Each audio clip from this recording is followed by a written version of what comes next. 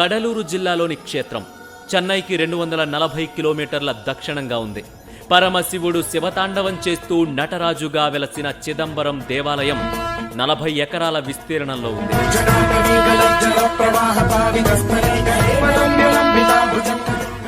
చిదంబరంలో ఉన్న నటరాజ విగ్రహం కాలి బొటనవేలు భూమి అయస్కాంత క్షేత్రానికి మధ్య బిందువు అని 8 సంవత్సరాల పరిశోధన అనంతరం శాస్త్రవేత్తలు తేల్చి చెప్పారు.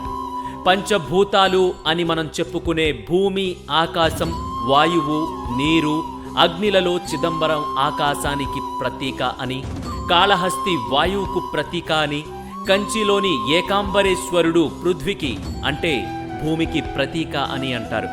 అయితే ఇక్కడ అద్భుతం ఏంటంటే ఈ 3 దేవాలయాలు ఒకే రేఖాంశం మీద ఉన్నాయి. మానవుడికి నవరంధ్రాలు ఉన్నట్లు చిదంబరం దేవాలయానికి 9 ప్రవేశ ద్వారాలున్నాయి. మానవుడు రోజుకు 21,600 సార్లు గాలి పీలుస్తాడు. చిదంబర దేవాలయంలో పైన 21,600 బంగారపు రేకులు తాపడం చేశారు.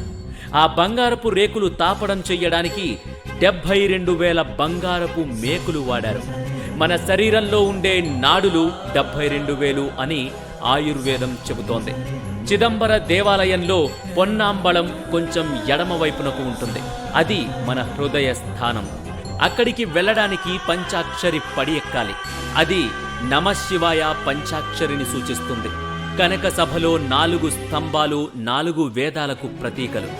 పొన్నాంబళంలో 28 స్తంభాలు 28 శైవ ఆగమాలకు ప్రతీకలు. ఇవి 64x64 దూలాలను సపోర్ట్ చేస్తున్నాయి. అంటే 64 కళలు ఉన్నాయని రుజువు చేస్తున్నాయి. ఇక రూపం లేని దైవ సాన్నిధ్యం అనే 3 స్వరూపాల్లో స్వామి దర్శనమిస్తాడిక్కడ.